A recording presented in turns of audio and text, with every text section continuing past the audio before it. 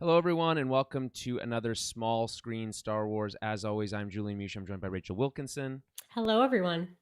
And we are going to be talking about The Bad Batch, Season 1, Episode 9, Bounty Lost. Okay? A 27-minute episode, so one extra minute than last week. Ooh. Yeah, an extra juice. And by the way, that last minute is actually pretty juicy, so True. worth it, Very, in my opinion. very juicy. Was it you that was telling me that Clone Wars was exactly 6 hours and 66 minutes or something? Or exactly 66 hours? And it was on purpose? I didn't know that. No, I did not know that. But that seems like one of those things that you would do later on. Because, like, they were canceled before they were, like, they knew it was going. Like, you know what I mean? Like, so I didn't know that. I feel like I'd heard that before. Well, now you know. It's pretty, I think that's pretty cool. And that, Dave Filoni did it on purpose. And that's why Bad Batch is separate. Because it took up too much time. He's like, well, if we continue the Clone Wars, then it can't be this really cool number that we wanted it to be, right? Well, you can't have the Clone Wars continue after the Clone Wars. That doesn't make any sense. It has to end when the war ends. So right, but that's okay. We have a show that's exactly the same. Yes. And picks up exactly where it left off. So we're good. All right, so before we get into everything, I'll just remind everyone to follow us on Twitter, at Tower Babblecast on Twitter. Rachel, what's your Twitter handle? Oh, Ray Wilkie. How do you spell that? RAEWILKI. Okay, cool. So you can follow Rachel there and follow the show at Tower Babblecast on Twitter. Head over to facebook.com/Tower Babblecast as well. Like us there. You get updates as well on there. And head over to the website, towerbabblepodcast.com or towerbabble.ca to find everything we do, including our flagship show. We just did an episode I did with Jeremy, which is a co-host on the regular show. And it was quite fun, very casual, kind of. I was listening to that today. Oh, yeah? And you thought it was nice? You thought it was very nice. It was just nice listening to two friends talk. Yeah, and that's basically what that one was. And we were just kind of going back and forth. We were talking about how Jeremy has a collection of physical media. Like, he has lots of DVDs and Blu-rays and stuff, and I just, like, couldn't care.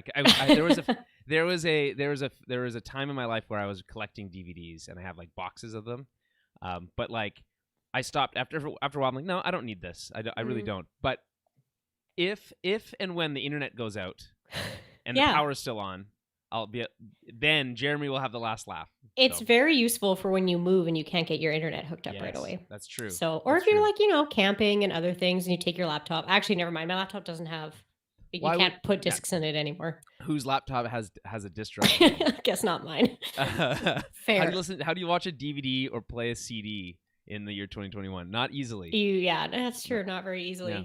In my car has a CD player. Right. So. Yeah. So I still have all my old CDs. I will not get rid of those. So I feel Jeremy. I understand what he's doing. Listen, it's fine. All I'm saying is, if you want to listen to the interesting conversation around that, you can head over to the regular feed. That's the Tower Babble podcast on your iTunes and whatnots, all your podcast delivery services. So that's all there. And we are going to be doing our monthly Patreon exclusive film club. You can help support this show as well as the main show by heading over to patreon.com/towerbabblecast. And for as little as $5 a month, you actually get access to a bonus episode every month where we do a film club. Rachel, we haven't been on that yet, but we'll get you on one. Yeah, you're going to have to pick something, I don't know. I don't know much about many things, so. Well, it's okay. You just have to be able to watch a movie. It's going to have to be a Nicolas Cage movie, so that's my only request. I've never seen Face Off. Yes, can it be Face Off? Okay. Yeah, okay, I'll be there for sure. Okay, great. I'll make sure to add that. So we usually rotate our picks. I'll make sure to add that as my pick. Face Off it is. Remind me, I think my next pick is next month, so nice. Remind me. Anyway, we're doing Running Scared this month. And so you can find that on our Patreon exclusive feed in a few days. So, all right, let's get into this. There's actually quite a bit to cover here. So, again, we're talking about The Bad Batch, Season 1, Episode 9, Bounty Lost. It's a pretty uninspired title, to be honest. I've been liking the kind of very simple titles that they've been using, episode titles, but this is kind of like not. It's really kind of on the nose, you know? Yeah. So anyway, over Braca is where we start. We're picking up only moments after the conclusion of last week's episode. Seconds later potentially. The show has actually done this a couple times now, and I actually really like when you start kind of immediately after, we end on an episode, it's an action sequence, you're escaping, and then we pick up right after. Me too. I like that. I think that's fun. Yeah, I agree. So we pick up, right there, and the squad is in their ship being chased by Crosshair in one of those Imperial attack shuttles, and they need to make a jump to hyperspace to avoid Crosshair, but Hunter doesn't want to leave without Omega. Echo argues that they won't be able to find her if they get shot down. Tech warns that the rear deflector shield is about to fail. It's very hectic. There's so much going on. Yeah. Rutger's yelling. yeah, which is typical for him. Yeah. And then at the last second, they jump to hyperspace. Crosshair kind of like a kind of defeated sigh as they do that. But they do escape. Crosshair gives a look. Here's the question. So his face is all bandaged up, right? Yes. What are the chances? And this just occurred to me while I was watching this, rewatching this episode today. What are the chances that Crosshair ends up being a character we may have seen before in some other, either Rebels or in the original trilogy somewhere, as some sort of background character because his face has changed? Like he's gonna have to get like facial reconstruction surgery or something. Yeah, and he's gonna look different. They could probably retcon that so that that is true. I just hope he gets a robot eye. That's all I want to see, like a Terminator. Like Enzo from from Reboot? Is yes. That what you're thinking of? Yeah. Okay. Yeah. From season 3 of Reboot. I haven't seen that really show in probably 2 decades, but sure. Yeah. This is the second reference to Reboot now, because we actually referenced it on the last episode of the podcast, and the one with Jeremy we were just talking about. Oh, okay. Yeah. And it's because they've announced a new Transformers movie. It's called Rise of the Beasts. And it's going to be introducing some of the mythology that the Beast Wars, or as we had it in Canada called Beasties, was introduced. Okay. And that was made by the same kind of production studio as Reboot. So funny that it's come full circle again here. It's just on your brain. It's fine. It's a great show. It's an underrated from what I show. remember, yes, it is. And the third season gets really wacky where they go into they become like internet pirates basically. And Enzo has like a gun that he can control with his robot eye, and it's very cool. Welcome to our new podcast about Reboot. It's starting today. I would legit do a reboot podcast. I think you could come up. Listen, no one steal this idea. I'm gonna write this down. Trademark. I'm gonna write this down somewhere. I don't have any nowhere to write this down, but make a note. Hold on. Actually, here you go. Put it on Twitter. That's where you put things, right? That's true. Yeah. Oh, actually, speaking of where I put things, I started a Letterboxd. Or actually, I always had a Letterboxd account.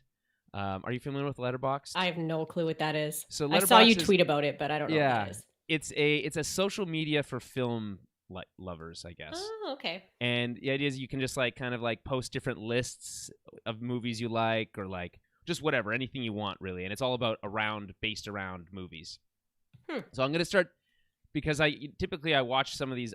I've been watching a lot of movies lately. So I've watched Luca, and I watched Desperado, Robert Rodriguez movie, Connection to Star Wars. He did the Boba Fett episode of the Mandalorian last season, and really cool stuff. So I've been doing mini reviews of my movies there, of the movies I've been watching more recently. I'm gonna try to curate it, make it a little bit more neat and tidy. But you can find me on there. I have no idea what my hold on. I'm gonna find that out. It's I believe. My username is jmush, so it's pretty straightforward. JMEUSH, and you can find me on there. Please follow me if you like movies. It's only movies, not TV shows, so remember that. Gotcha. Okay, so what are we talking about? We're talking about. Oh yeah, I was making a couple notes. I was making a reboot. We're talking about Crosshair's face and how it's all bandaged up, and maybe we will see him revamped a little bit. Maybe. Yeah, maybe. I don't know. We'll see. At this point, it's a way wild and wacky out there idea. Yes. Just out there. No, okay, I can see that. They jump away, and we cut to Cad Bane's ship in hyperspace. And Bane's ship in the Clone Wars was called the Xanadu Blood. Yeah, it's not that. It's not the same ship in this. I noticed ship. that. Yeah, different ship. It's you don't like this one as much? It's not cool looking. The Xanadu Blood's so cool looking. That's true. And this one is boring. This one's called the Justifier. Okay. Ew, I hate that. It's called the Justifier. I like it. I actually don't like that name for a ship.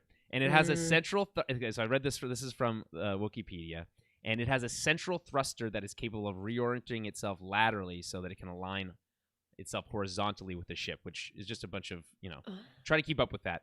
But the idea here is that it's very similar to like how I guess not the exact same, but in similar concept to how Boba Fett's ship. I was just gonna say like Slave One, how it kind of can fly different ways. Okay, yeah, whatever, that's fine. What's interesting though is that like, okay, we're gonna introduce this new ship, this new idea that I guess all these bounty hunters need to have ships that like rotate. Is kind of funny. And also, I guess while you mentioned the ship Slave One. There's a bit of a hullabaloo going on Twitter. I didn't really want to talk about it, but since you mentioned it, there's a bit of a hullabaloo because Lego is asked, or Disney has basically said, we're not going to put the word or the name of the ship Slave One on the like Lego box, right? Because I guess it's just like, do we really need to like? Why do you need the name on there?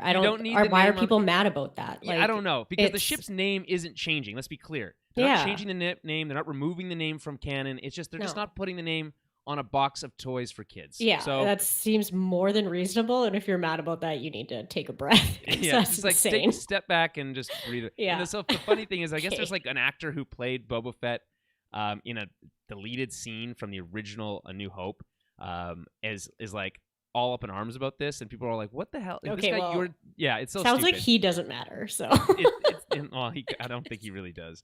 Anywho, at least his opinion. I mean, that's insane. It's a child's toy. That's matter. Ridiculous. Yeah. Although it's funny because I think back to like my childhood. I had Star Wars Lego, and I didn't have a lot of Star Wars Lego because the Star Wars Lego sets were always more expensive than just regular Lego, and Lego was already expensive, right? So.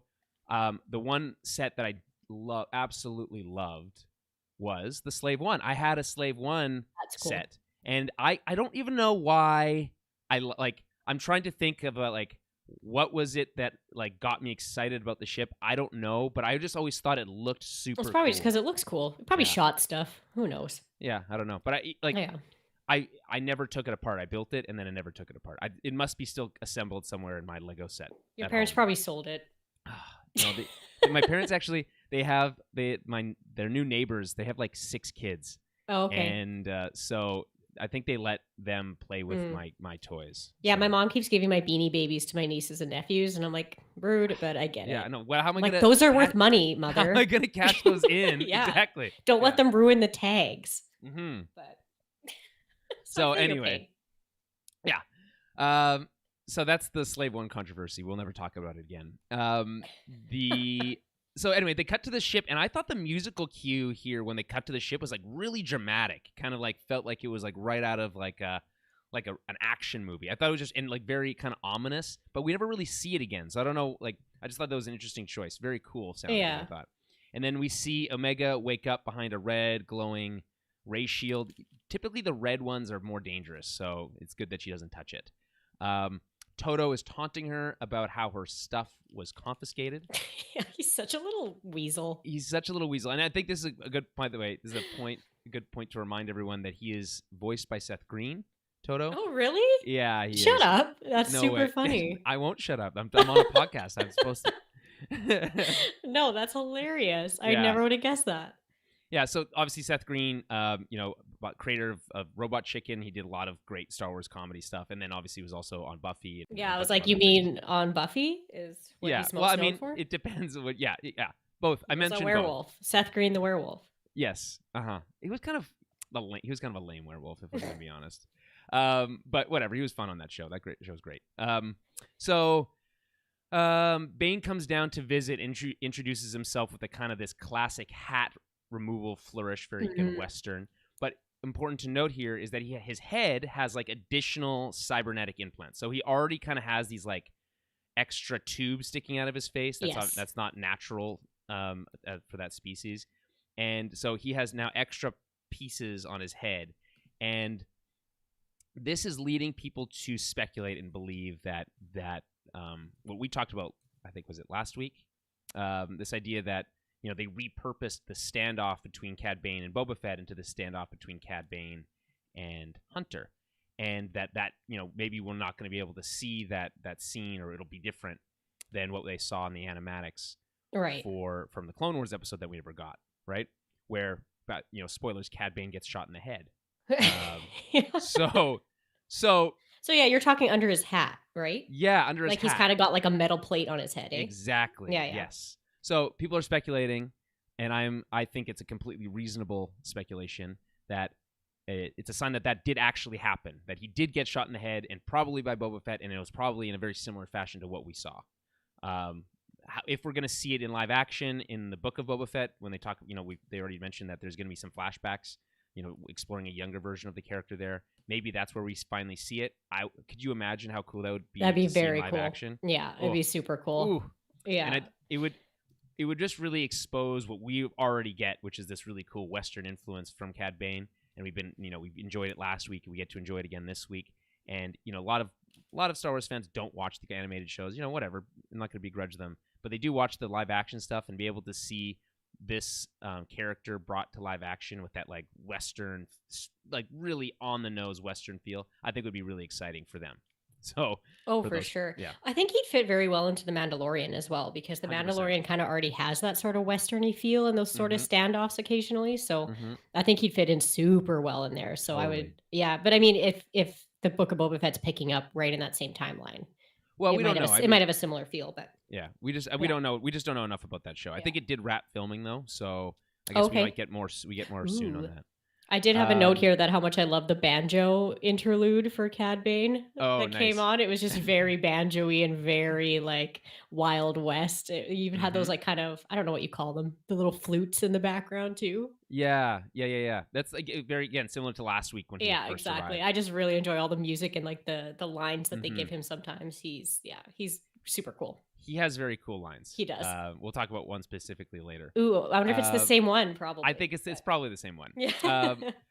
So, speaking of Boba Fett, in the Book of Boba Fett here, I think the chances of Boba Fett, I think we talked about this early on, right? We're kind of talking around Boba Fett a lot. And there's actually, he's referenced again in this episode, specifically by name. And, we kind of speculated, is he going to show up in this show? I think it makes some sense, a kind of a juvenile, kind of a young, maybe not juvenile. What's the teenager? Yeah, he can be probably around 16. They can probably get away with 16, 17. I don't know. It might be maybe a little bit younger than that. But point is, it seems more and more likely that Boba Fett's in some fashion going to appear in this episode, in this season. I would be shocked if he did not. I mean, right? Yeah, I'd say so. I'm just curious. I'm curious how they're going to do it, but we'll see.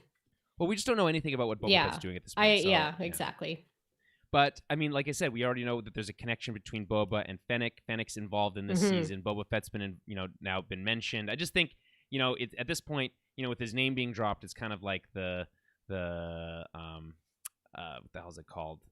My brain is not working today. But this idea that like once you reference it, once you show it, talk about it, it has to appear, because if it doesn't appear, it's not satisfying. Yeah, exactly. You can't bring him up that often and not. Right. Yeah, Chekhov's revolver is what that's called. Oh, okay. So he's now the Chekhov's Boba Fett. So he'll have to appear at some point. I would just be shocked if he doesn't. In fact, sooner than later potentially. So Omega then warns him, Toto, that her friends are coming for her. Sorry, not Toto. I guess Toto's there as well, but Toto and Bane tells her that they're long gone, and just kind of sap her spirit, though he doesn't seem to really care that much. Bane then has a holo call with Lama Su, and there's no need to hide who's doing the hiring this time. There's no kind of subterfuge here. We're just going to go right to it. He is most concerned, Lama Su is, about whether Omega is alive. They agree to meet at the rendezvous, and he also mentions unmarked credits, which likely have way more value now in this Imperial era, where they're really tracking Imperial credits much more closely. Definitely. Right? So, any comments on these first couple scenes that we didn't touch on already? Not that we didn't touch on. No. Yeah, no. I think we covered it. Moving on then. So we cut to Kamino. We get to see the other side of the conversation. I always like how they you cut through the holo call, and then you get to see the actual person kind of from the other side. And Nala Se and Ton Wei are there. And by the way, Ton Wei is a character we've seen before in Attack of the Clones. In which scene? When Boba Fett's there. And Boba Fett actually calls her by name. in Oh, that okay. scene. So just mentioning that, just another, slight connection to Boba Fett. So we have Lama Su, Nala Se, and Tonway. Just to really, these names really just blend together in my brain. So I apologize if they do for you as well. I always call the main guy like the Prime Minister because that's who he is, and it keeps me a little bit more, separated. But yeah. So the other fun thing here is that the original voice actor for Tonway returns, Raina Owen, for kind of barely any scenes here, but she also barely had any scenes in Attack of the Clones. So whatever. Nala Se offers to deliver the payment herself, but Lama Su doesn't trust her to follow through, considering her quote-unquote personal attachment to the young clone, and sends Tonway instead. What's funny, though, is that in a couple moments, he'll then say, in a conversation with Lama Su, Lama Su will say, and when she's back, you're going to have to kill her. Basically, why would you trust her? Yeah, why would you trust her to follow through with that? Yeah, basically just what does he say to her? He's like, once you retrieve the genetic material, terminate her. Savage. It's like, okay, well, maybe you should have at least hidden that for a little bit longer until you had her back. Right. I don't know. Especially if you don't trust her anymore. Yeah. Right? You don't trust her to go there, but you trust her that info? Okay. Yeah, it is odd. And maybe it's a test. Maybe it's hey, I'm going to reveal this information, and if you use it against us, then I'll know that you're completely turned, right? So as I just think that's just really funny. But the language they use here is extract the necessary material, right? And that's basically the same verbiage they use in The Mandalorian season 1 when talking about Grogu. So I think that's interesting. And then they say to terminate her, which is obviously the politically correct way of saying kill somebody. So, but Lama Su does reveal where the rendezvous is. It's actually on an abandoned cloning facility on a planet called Boravio, which I really like the name Boravio. I would love to live in a town named Boravio or something because it just really rolls off the tongue. And then he mentions that they want to recover their property. They mention this all the time, talking about the clones as property. So I really like that brief scene with the Kaminoans. It feels very very sci-fi, very plot heavy technically, but it works for me because you already know that Lama Su's that Nala Se is invested, and you're really kind of getting this really every scene with Lama Su now seems to paint him in a darker and darker light. So definitely, yeah. Cool. Anyway, we move to the Justifier. Toto is it's not that lame of a name. I don't like it. I don't know. Okay. So Toto is complaining to Omega about how his foot was shot off by Hunter and he's trying to fix it himself.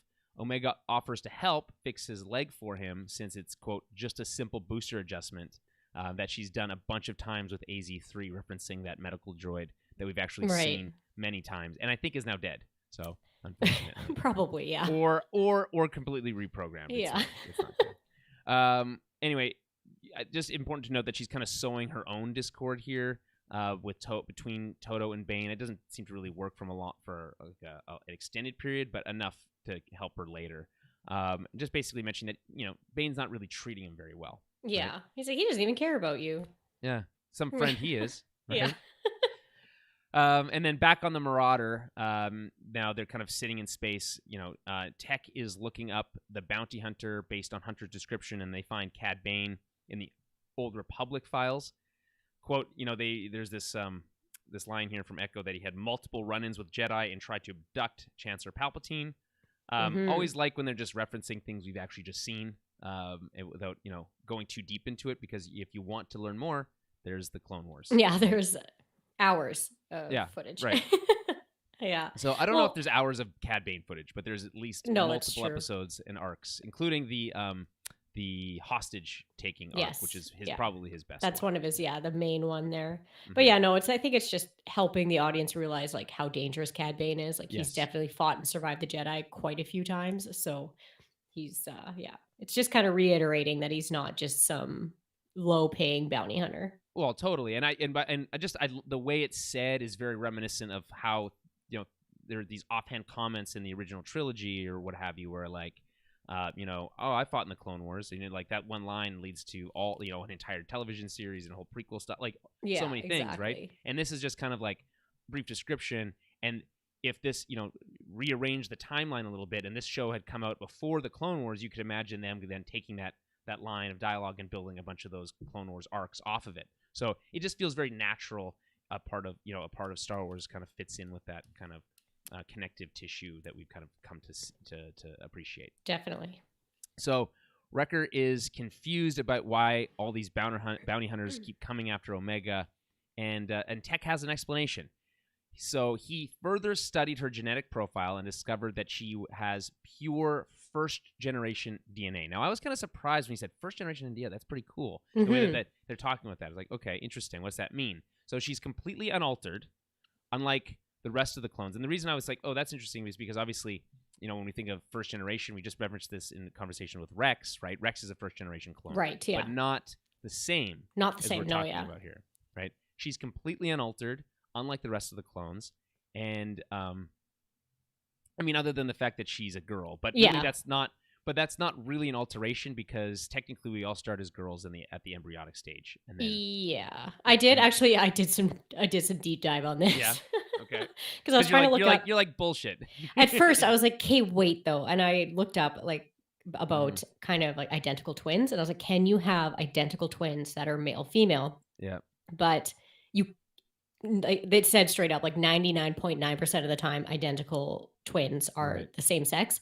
But you can have genetic mutations that cause one to be female or male. So technically, that is what she would be, is that genetic mutation of just like the XY chromosome, right? So, yeah, so I did look it up because I was like, I want to know more about this. So that's cool. Yeah. Okay. Yeah, it's possible. So basically, her and Boba Fett are like twins at this point, I guess. Yeah, they're brother and sister, basically. Yeah.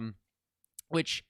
Sorry, I jumped ahead there because they reveal that. But. That's that's just really cool. So the crazy part is that Tech references Boba Fett as being the only other clone like Omega, and that he was originally referred to as Alpha. Now, what's interesting is that Alpha is the first letter in the Greek alphabet, and Omega is the last letter in the Greek alphabet. So presumably there could have been a bunch of other unaltered clones, but I don't think that what Tech says here is that no, there's only two. There's only two. Yeah, I looked up a kind of a little interesting thing here. Okay, and it's about the Greek alphabet. I don't know if this is what they're going for or if it gives any sort of like background, but it just says, as the final letter in the Greek alphabet, Omega is often used to denote the last, the end, or the ultimate limit of a set.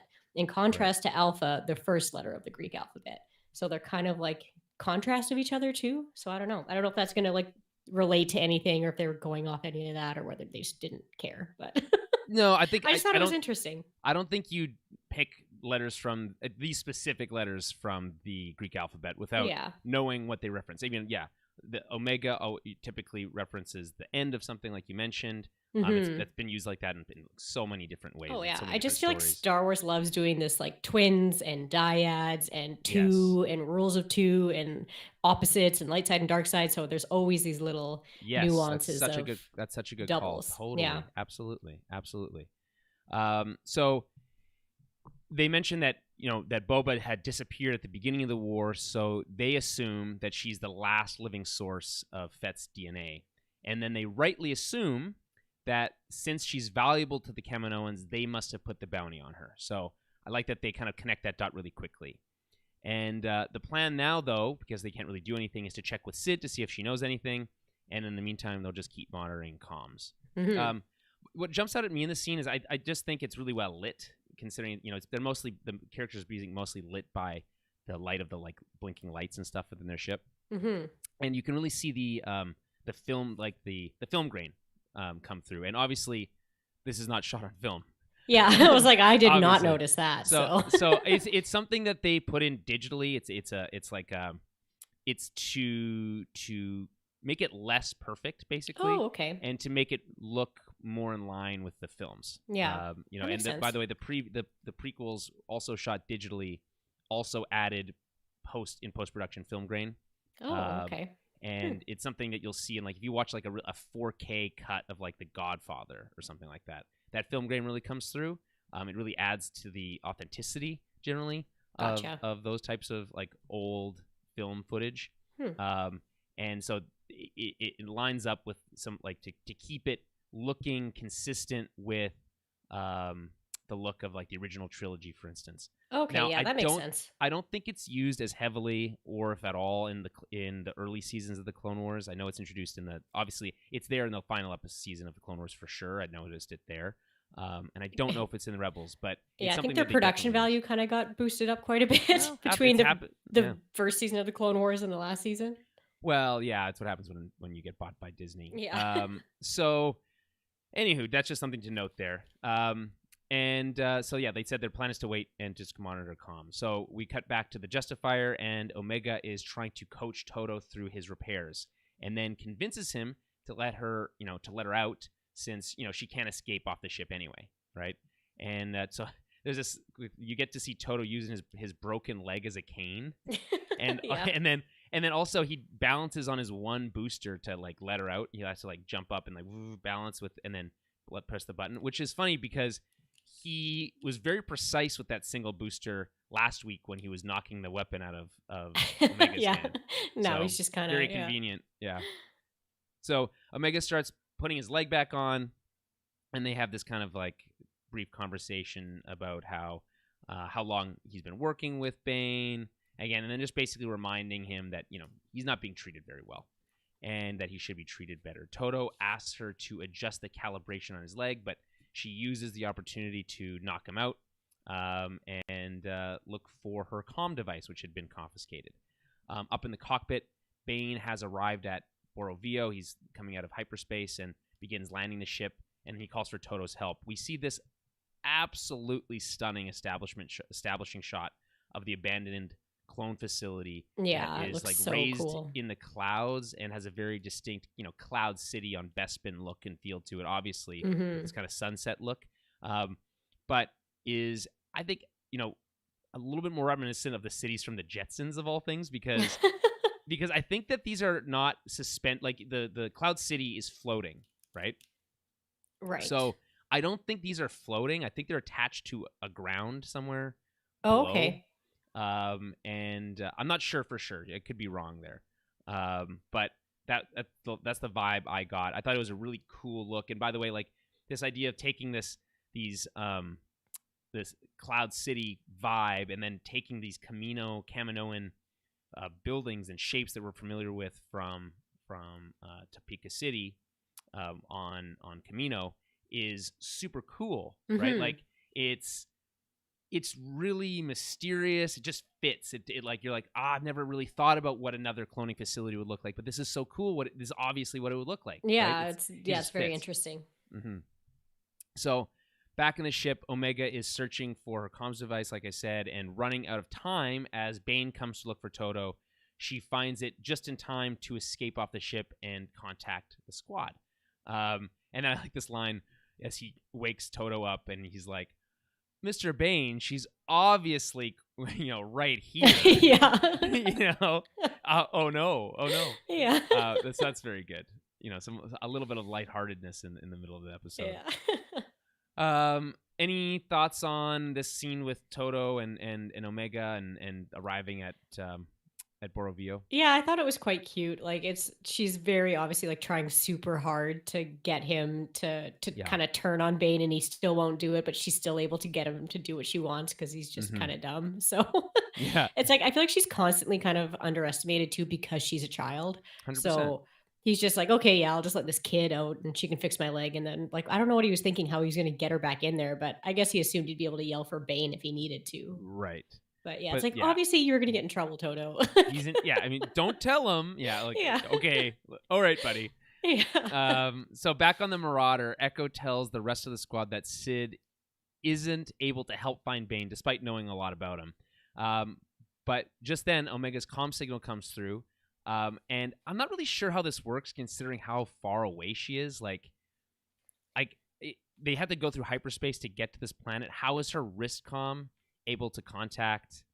I mean, by the way, this happens, I guess, in Star Wars sometimes. It happens, yeah. I feel like the Jedi constantly kind of like talk to each other through their comms. Right. Because they can like even get hollows through their comms sometimes. Yeah, that's true. But remember in Attack of the Clones when Obi-Wan is on when he discovers the plans for the Death Star and all that kind of stuff for the first time. and he has to go back to his ship and have R3 or whatever, or R4, put out that little antenna thing. He has that little to like boost the signal. I knew they were looking for her signal, so I know that they were like, she might, like, their comms might send off like a certain signal.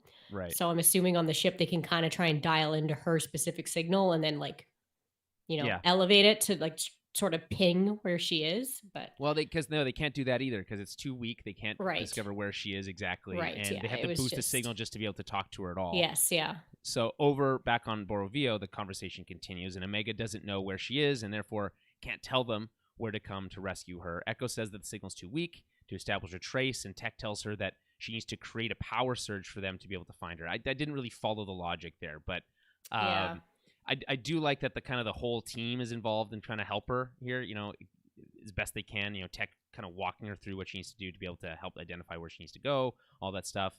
But I don't really follow the logic of like the power surge thing. It doesn't really make any sense, but whatever. So she finds a panel by a door, a note that reminds her of the ones on Tapoca City, which again, like I said, is the cloning facility on Camino. She activates the panel and partially opens the door, but Bane emerges from like the clouds and the mist. Yeah. Oh, so cool. And yeah, like it looks cool from outside, but once you land the ship and you're on the actual platforms, the clouds are kind of like coming into the facility, and it looks so cool. It might be the coolest looking place. Yeah, with all the like the sunlight kind of shining off of it, and it's like mix of shadows and light. It was very, very cool. I'm like, I don't even know how they do that in animation. Like, it blows my mind what they can do now. Yeah, it's just gorgeous. It's stunning. And so she activates this panel, and then he comes out of nowhere, and he says, "By hook or by crook, you're coming with me." Yeah. Okay? So is this the line that you were referring to earlier? I love this line. I thought it was so cool. I'm like, oh, that's such a westerny, like, I don't even know. His lines are so cool. Like, whoever comes up with them, hats off. I think, I don't know. I don't know if there's one specific person. Typically, it's the whole writer's team. I really like it. Whoever came up with that one especially, I was like, that's such a cool line. Yeah, it is. And so for those who might not be aware, by hook or by crook is an English phrase meaning by any means necessary, suggesting that any means possible should be taken to accomplish a goal. Oh, okay. The phrase first was recorded in the Middle English controversial tracts of John Wycliffe in 1380. So it's been around for a long time. Interesting. So I didn't know the backstory of it. I would just assumed he meant by, crook as in a shepherd's crook, which means peacefully, or hook as in like slaughter, like, like meat hook. Yeah, so that's a great call. I think that's most likely what it's referring to, but there's multiple different apparently explanations with no real evidence to support any particular one over the other for the official origin. That makes sense. For example, this one's interesting. A commonly repeated suggestion is that it comes from Hookhead in Wexford, Ireland, and the nearby village of Crook in Waterford, Ireland. As such, the phrase would derive from a vow by Oliver Cromwell to take Waterford by hook on the Wexford side of the Waterford estuary, or by crook, a village on the Waterford side. Although the Wycliffe tract was published at least 260 years before Cromwell. So that's crazy. 260 years is a long time. Huh. Another is that it comes from the customs regulating which firewood local people could take from common land. They were able to take any branches that they could reach with a bill hook or a shepherd's hook, used, like by shepherds, obviously. Right. So, who knows? But I like your interpretation the best. There's another one here. The phrase was featured in the opening credits of the 1960s British television series The Prisoner, and it appears prominently as by hook and by crook in the short stories of The Snows of Kilimanjaro by Ernest Hemingway. So, if it appears in an Ernest Hemingway book, it's going to be interesting. Yeah. No, I thought, I liked it. And how he always calls her little lady too. He's just, I don't know. He's very, his dialogue is great. Yeah. Yeah. Anyway, there's this kind of exchange where she gets binders put on her, and Bane breaks her comms device, but before she does, she yells out like, "Hunter, help! I need you!" It's very just desperate. It's quite sad. So back on the Justifier, Toto, after mentioning how well his leg feels, he's like, "Oh, it does feel good." Tells Bane that an unidentified ship is approaching. Now, back in the halls, we hear a single blaster shot. Now, this is really cool, I thought, and we then see this like slumped body of Tan Wei on the floor. Now, I love how Omega recognizes her right away, but it's also in this kind of surprise, like, Tan Wei? Like, surprise that, A, she's there, and also concerned because she's lying dead. Yeah. Right? And then this dead. That exchange between but like Cad Bane and Fennec is like, she's like, I need to help her, and she's like, you can't provide any help. And Fennec is like, he's right, you can't. Yeah. It's over. Which I think is like this kind of like professional courtesy that I guess like is extended there. It's cool. Talking about cool lines again. Yeah. So I think it's interesting here is that like the ship that is approaching is obviously not Fennec's ship, it's Tan Wei's ship, right? Because Fennec was already there. It had been waiting for them. And so Fennec and Bane have a quick exchange, and there's this couple of lines here. It's all about the price. It was my score first, and me and Omega go way back. I really like that one. Yeah, I like that one too. And then this one, this last one is, you lack the experience to be coming up against me. Yeah, I liked that one. This very this line by Cad Bane that is like very boastful. Almost like, hey, you're not following the rules. Like you're not, you don't have enough clout to come, to be to play in my circus. That and too, and almost like a little bit of a threat, being like, hey, I will kill you, and he very much believes like you are not skilled enough to fight me for this, so you may as well just go. But maybe he just doesn't. Judging from how the rest of the things go, I think he's misunderestimating her. Well, that and like, I mean, I think they're fairly evenly matched, but like, there's a lot of. Not a lot. I saw some back and forth on Twitter about how like, oh, she took like she was able to take him out too easily, all this kind of stuff. And it's like, I don't know, like we just don't know enough information here. Like how far into Cad Bane's career is he? Like how old is he? Versus, Fennec. We know she's young here. I was like, to me, it doesn't necessarily matter. Like just because she hasn't been a bounty hunter as long doesn't mean she can't kick his ass. Like it's like she's she's skilled. Maybe this is them showing us like, no, she is pretty badass and should be like, worried about. Mm-hmm. It's like just because he's been around longer, maybe he's just getting old. Cad Bane's old. We don't know how old his species lasts for. His face looks wrinkly to me. His voice sounds old. I think his voice sounds older. Yeah, but that could be the Southern thing. That doesn't mean anything. Anyone can sound old, and we don't know what, like maybe, anyway, I'm just saying fair. His face seems to have some age to it. And besides, we know he's been operating for a while at least already to have the reputation that he has in the Clone Wars, to already have that at that point, like he has to have been around for a while. So it's fine. I just think, we just don't have enough information to know whether or not like it should or shouldn't be a fair fight. I just think based on what we see here, she's able to keep up, with him. So again, like I said, there's this brief standoff, and they're about to make a trade. Listen, I'll trade you the money, and if you give me the girl. And I honestly think that they're like that trade is legit. Like I think he would actually make that trade. Did you get that sense? 1,000%. I don't think he cared. He was just like whatever, as long as, because that was his payment, and his payment was just to give her to the Kaminoans. Exactly. He doesn't really care if he gets his money. He's just like, well, I brought her to this place. It's not my fault. The person supposed to pick her up is dead now. So Toto, of course, obviously always messing things up. He sneaks in. He's like, I got the case, right? And then, there's a blaster fight. There's an exchange of fire here. I found that like both Fennec's blaster pistol and both of Cad Bane's sounded very violent in this episode. Did you find that? Like they just a little bit more like angry? I mean, maybe I honestly didn't notice that they sounded any different. Yeah. Okay. Well, I think it might be just because how quiet it is. It could be. Yeah. There's not as much blaster fire going on. So it's, I just thought it was funny how he was standing there like with his hand hovering above his gun though. Right. And she was already had her blaster pointed at him. Right. Which is why he would be willing to make that trade. Because I'm like, as fast as he is. No. I'm like, he's still acting like he can get the draw on her, but I'm like, she already has her gun pointed at you. I think. Right. But you only need a distraction, right? So which is what Toto provides. That's true. Right.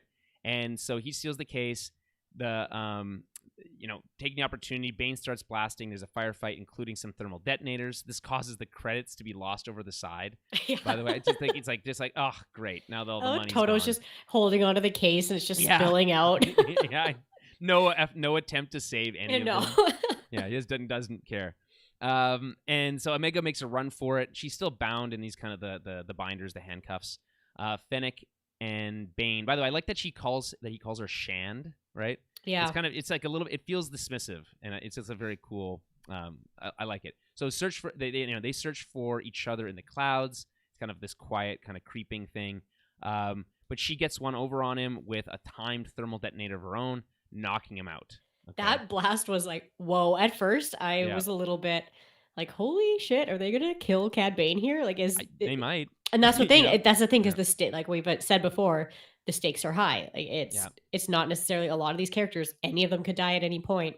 So I was like, oh, maybe this is going to be the story of like how Fennec is more renowned and more known because she kills Cad Bane. But it didn't turn out that way. But yeah. Well, I mean, there's still plenty of opportunities for her. Yeah, there is. There's plenty. Yeah.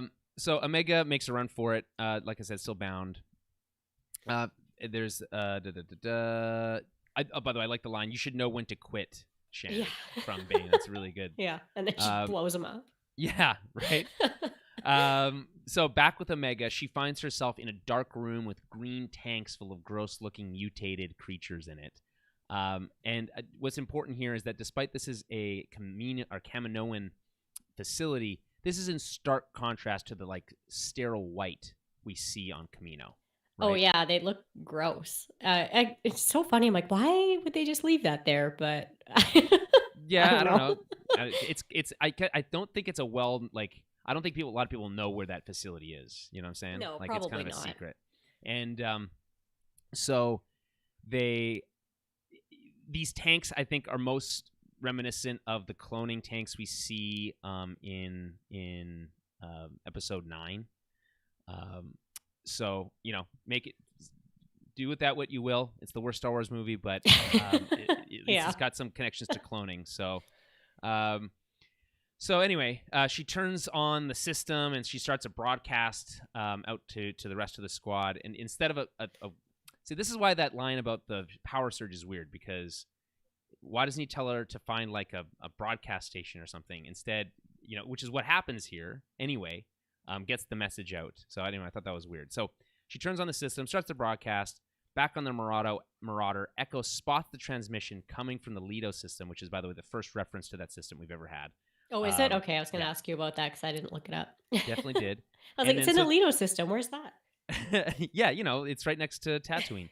And so they jump and they go off to rescue her. Meanwhile, Toto finds Bane knocked out, and he's like, he vows to recover the target. That's very funny. Don't worry, sir. I'll take care of it. You can't even lift her. Like, what are you supposed to do? Like, and meanwhile, Fennec finds Omega and tells her that the squad won't get there in time, and that she needs to rely only on herself. So this has been kind of her lesson that she's been trying to teach Omega for a while, right? And Omega asks why she killed Tonway. And I don't know if you're satisfied by response, which is just, it's a part of the job. Yeah. I mean, yeah. She probably didn't need to kill Tonway. Could have stunned her. 100%. Yeah, probably could have stunned her. She probably didn't even have a weapon. Maybe she had a weapon. I don't know how dangerous Kaminoans are, but yeah. They don't look that dangerous. Those, no. Spindly little arms. I don't know. Yeah, they just move so slow and delicately. Yeah. They don't look like they'd be super fierce. I don't know, but yeah. Yeah, who knows? Fennec tells Omega that the Prime Minister, Lama Su, has far worse plans for her than she does. Yeah. And she's like, "What do you mean?" And it's like, "You already know the answer." And then as she says that, Omega looks at these green tanks. Right. Yeah. Gross clones. And you're like, "Ooh, creepy, gross." Yeah.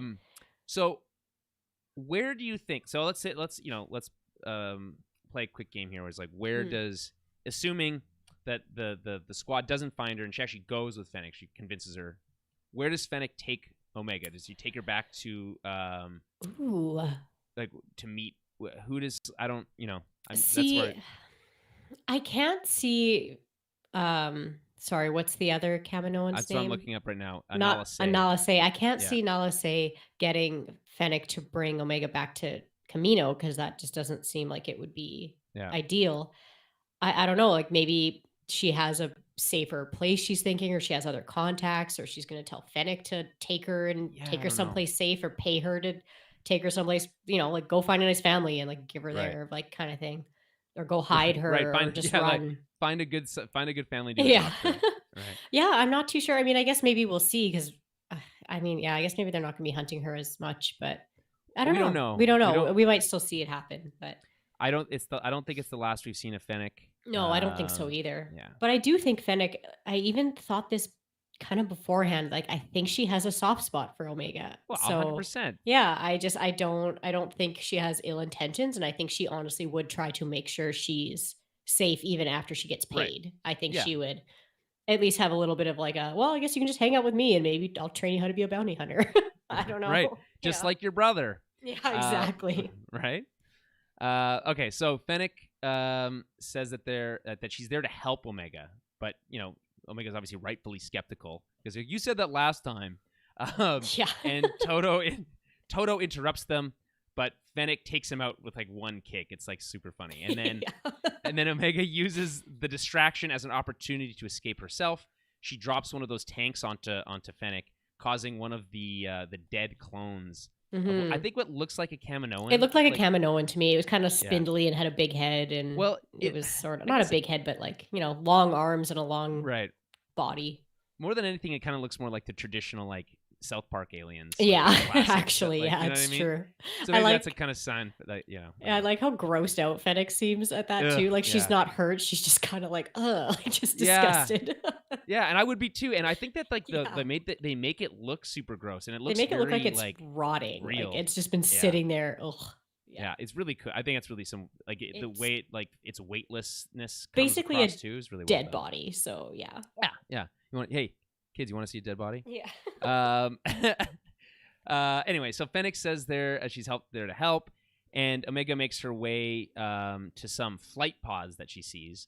But on the way, she's spotted by Bane, and then Fennec and her have this like, or I guess Fennec and Bane have like this hand-to-hand combat fight that like lasts a pretty long time. And there's even an element that like happens in the background as Omega like makes her way down a ladder. It's pretty cool. Yeah. The choreography is pretty cool, and I just think it's funny how she finds herself on a ladder again, like the last time she was with Fennec, where she ended up at the top of that tower. She's like climbing down this ladder. I appreciated the small thing they did with her climbing down this ladder, because when she started climbing down it with her hands in cuffs, I'm like, that's really hard to do with both of your hands together. You're just gonna fall and because I was like, you can't reach normally, but then they had her kind of like sliding down the side. I'm like, that's so smart. I'm like, they didn't need to do that, but it was like just that perfect little like, oh, I noticed that you made that make sense. Small little detail, and I also appreciated it as well. Yeah. Okay, so but here comes Toto again. Just the worst. It's just the worst. So there's this brief like fight scene where she's like kicking him off of the ladder, and then I don't know if you got the same vibe as I did, but she jumps onto the head of Toto. Yeah. So there's this shot of him coming at her, and then this shot of her face, Omega's face, that she's kind of like she's like, I know what I'm gonna do. Yeah. And then she jumps onto his head, and it was very like Anakin or Jedi style, like just jump onto the top of something for no reason. Basically, yeah. She's like, I'm just gonna crash us both into the ground. Yeah. So it's like, you're trying to knock me off of here. Let's both go down. I just thought it was really cool. So it just felt like there's another maybe a little sign of her that's a very Anakin thing, actually, now that you say it, for him to just be like, fuck this, like I'm just gonna like take you down with me. Because I think the craziest thing about the Clone Wars is how often they are just like suspended in air or like falling through the air and like landing on random things, landing on planes or landing on other things. Yeah, it's just all the time, and it's like, if you think about it, it's the most unrealistic shit that Jedi do. It's just crazy. They're just leaping. They don't even look. They just leap out windows, 10 kilometers up in the air, and just like, it'll work itself out. To me, that's because they don't really have to worry as much about falling, because they can kind of like catch themselves. Force land themselves. Yeah, they can do that whole, All right. Confirmed, force land. There Mace Windu is alive. Yeah. Maybe is he though? I don't know. People want him to come back. I wouldn't be shocked if he did at some point. I feel like that'd be a little bit ridiculous, but like I get why people want to see him again, but that'd be kind of insane. I'd agree. I 100% agree. But like, we've seen crazier things, so fair. So she gets to the flight pod, and luckily, she knows how to use it since it's Kaminoan. And meanwhile, Fennec is, she kind of went. This is fun because there's a little bit of like back and forth. So she wins the fight at first, and then knocks out Bane. Or is it the other way around? I think Bane wins first. Bane boots her in the face, like right, super hard. Yeah. So she's like recovering, and then Toto informs him that Omega is escaping, so they need to head to the ship. But then Fennec gets up again, only to have to dodge double flamethrowers from Bane. So that's cool. I thought that was really cool. It's just more gadgets. Like I just love the bounty hunter gadgets. Yeah, he has so many gadgets. Yeah. And then fortunately, Fennec has a gadget of her own, so she like uses this like they're pretty low tech gadgets. Throws that like those like I don't know what they're called, like bollards or something. And he gets like tied up and falls over the edge. And I thought, oh shit, he's dead. Like, I know, me that's too. Crazy. The second time I thought he was going to be dead. Right. And then so he also has a gadget for this. And he has rocket boots. To get back onto the platform. And I just kind of like how he like tosses himself over the railing. And by the way, railings. This might be one of the only places in Star Wars that has railings. Yeah, I guess Kaminoans are a little bit smarter than everybody else. They're like, we need these because people fall over them. Right. If we don't have them. Yeah, that's smart. That's smart. That's why they're the ones cloning things. Right. Yeah. Exactly. They're the best cloners. Or whatever that fucking weirdo says it. Dexter. Is it Dexter? Yeah, from Attack of the Clones when Obi-Wan goes to that diner. Right. Yeah. Yes, Dex. Yeah, Dex. Right. Yeah. Thank you. So Omega's flight pod starts to like fail and crash. Now this is where I'm confused. Like, is she like she's like how close to the ground is she? Is it if it is actually more like Cloud City, she's gonna like crash into the middle. Like the further she goes into the center of the gas giant, the denser it becomes, and then I mean like blow up. We didn't really see if there's like a Earth or not Earth, but we didn't really see if there's ground or not. We only see like the sky. So to me, it seemed like she's up pretty high. I also don't know what a flight pod is. Is that like an escape pod? Like, can it? Yes. So like, I don't know. It's just like what's the like what's the range for those things? It just looks like a weird circle pod. Like it looks like something you would just like shoot out of a big ship as an escape pod. But I was like, all right, I don't know what that is, but fair. All right, okay. How convenient that those are there. Yeah, I guess it's just a flight pod. It's not meant to go that far. You know that phrase that you've heard before, flight pod. We've definitely said that a million times. Yeah. And then so luckily and just in time, she gets caught. The pod gets caught by the Marauder. And then there's Wrecker's there to welcome her back. Yeah. And we get a shot of them kind of jumping off into hyperspace again. So on the Marauder, Omega starts to cry. And she's just confused. She doesn't understand why the Kaminoans want her. Hunter is concerned. He's just really kind of checking, like, are you okay? Like, are you hurt? And then there's this. I don't know if you noticed this, but the facial expression that Echo makes is hilarious. Oh no, I didn't notice. His facial expression is like, I just think it's like it's just really just like you don't really see clones' faces like make that this like emotion before. Oh, okay. He's like, ooh, you should tell her. Like, oh, yeah. Yeah. He's kind of doing that thing where you go like, yee, with your collar. Yeah. So that it's a funny look. Anyway, so Echo tells Hunter that he has to tell her the truth, and so Hunter tells her that she's valuable to the Kaminoans, and that she's different than the rest of the clones. And then she kind of just says different, like in this like question mark. And I think that's really fascinating because now she's going to grow up with this kind of chip on her shoulder that she's kind of quote unquote special or different. Right. It's interesting that she didn't know beforehand. Like it seems like she knew so much about the clones and the inhibitor chips and everything else. So I find it very interesting that she didn't really know that about herself. So. Yeah, I'm wondering if they intentionally kept that. Oh, I'm sure they did. I'm just like, I guess they would have maybe kept that from her. But I was just like, it's interesting that she knows so much about the clones and everything else, but just nothing really about herself. Right.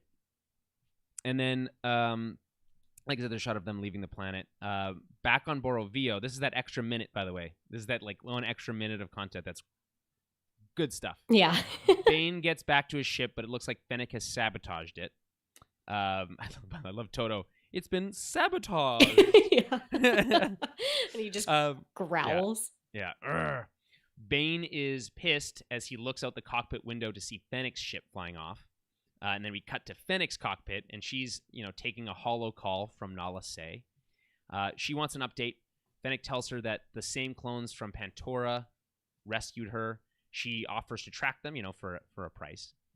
But Lama Su is satisfied. She says that as long as she's not in the hands of Nala Se. Nala Se is satisfied. Nala Se is satisfied. As long as she's not in the hands of Lama Su, she is safe, which is a bit of a stretch in logic because that's not really how that works. No. But it's like she's still going to get hunted. Like he's still going to keep Cad Bane after her and other bounty hunters probably. Well, I guess that's the question. Like how does she now play this with Lama Su? I feel like I said, I think that what he told her earlier about, going to have to destroy her was a test. And that because this didn't go smoothly, he's going to blame her for it, and she might get taken out herself. That might be the last we see of Lama Su. Yeah, I can definitely see something like that happening for sure. And then if maybe there's maybe a last second, hey, she reaches out to Fennec because she says you know how to find me, and she reaches out oh no, it's all coming, everything's coming apart. You need to stop them or something, and then she's back on the mission or whatever. So I feel like that's possible. But there is one last scene, and it's back on the Marauder, and a couple hours have gone by, I suppose, and Hunter is on watch in the cockpit while the squad sleeps. Omega also can't sleep, comes up to see him. She says she keeps thinking about the Kaminoans. She doesn't want to end up an experiment in a tube. Yeah. She's worried that they'll keep sending bounty hunters after her and that, they can't keep fighting forever, right? Right. Hunter promises that she doesn't have to worry, that she's never going to have to go back to Kamino. I promise. This is, I think, the second time he's made this promise to her, if I'm not mistaken. And the last time we said it, it was like, oh, then she's definitely going to go back to Kamino. Yeah, there's for sure. Yeah, I know. Yeah. As soon as you make a promise, it's like, well, that's going to get broken in Star Wars. Yeah, that sucks. Yeah. So but what's interesting here is that I think what we might see is another classic trope that we see in a lot of storytelling, which is this idea that this person that's being hunted feels like they're putting their friends at risk, so that in exchange for the protection of the Bad Batch, she'll turn herself in, Right, yeah. She'll be like, no, as long if you don't hurt them, I'll go with you. Yeah, exactly. Right? Like they're going to catch them at some point or something like that, yeah. Right. So I would I would bet lots of money that that's going to happen. Actually. Yeah, I can see that easily. So as this closes out, we get Omega's theme, and it plays here, and it's, I think, absolutely beautiful. And I think they would have been served to let it play over the credits, personally, but it's not my choice. Yeah. So what it is, it's a beautiful, it's like a string version of a variant on the Bad Batch theme. And I think I've called it up before as kind of being like, this light version of the Bad Batch theme. It's technically Omega's theme. Oh, okay. And you can find it on YouTube. You can find the whole thing. And it's, I think, another amazing piece of Star Wars music by Kevin. I'm not sure if it's Kiner or Kiner, but the same guy who's been doing the music for the Clone Wars ever since the beginning. And he really has this knack for being able to create this Star Wars music that feels like it fits with the rest of Star Wars. Now, Rogue One is one of the only other Star Wars movies that has music from a different composer. It's the same guy who did like the Spider-Man movies, the more recent Spider-Man movies. Oh, okay. And although I really like the score to that movie as well, it does feel more different. Kevin Kiner's stuff doesn't feel different, even though it is different. It's new. And I just think it's always really, really good. And Omega's theme is another favorite of mine. Rey's theme, although obviously not by Kevin Kiner, that's a classic George Williams score, is unbelievable, right? Yeah. And so like there's some really good stuff from new Star Wars music, and this is just another, like, add that to the collection of like top-notch stuff. Definitely. Available. So I would 100% agree with that. Okay. Final thoughts on the episode, or anything I forgot to I touched on you wanted to mention? I have a nitpick, and this is very rare for me. Yeah. And maybe you didn't notice this, but it's a nitpick. Why are Hunter's bandages on the outside of his clothes? He's wearing like a black, like an under. It's like not his tattoos. It's like a unitard. It's like a black under. I don't know, like an Under Armour shirt. No, well, it's if you ever see like the clones when they're not wearing all their armor, they're wearing like a whatever. Unitard. Yeah. His bandages are over top of that. Why? Like it annoys me. It's a cost saving measure. It's really hard to redesign a character. Like it's like removing clothes it sounds like it's really simple, but it's actually is it really hard to like draw him shirtless? I guess maybe it would be like I don't know. Bandages? I don't like, but we're also got to consider we're picking up moments after the events of that. I guess that's true. Like maybe he just has like a bullet hole and they're just kind of patched it up quick. I mean, there's like probably a hole in his like shirt. I guess that's the thing too. Fair. Remember I mentioned I said last time. All right. That I would be pissed if he was just totally fine. Totally fine, yeah. And he was just totally fine. And like I am a little bit pissed about that. He's got a bandage. I saw, and I even called out. Didn't I say, "Oh, they'll just bandage him up. He'll just have some bandages on him." Yeah. And I remember I saw somewhere there was some, I guess, a little bit of discourse maybe on Twitter I might have saw about like what the material that the Bad Batch's armor is made out of. And kind of what makes it special, and I didn't dive too deep into it, so I don't want to say for sure that that's what we're kind of like getting into, but it has to be that his armor is like he has like enhanced armor, not necessarily Beskar. Maybe they have Beskar. Maybe they found some. Maybe it's Frick. That's another one that we've now that's kind of from extended universe stuff that's been talked about I think before, but like. I don't know what it is, but I will tell you that he got shot in the fucking chest. Maybe Cad Bane's blasters aren't as strong as, some of the other ones out there.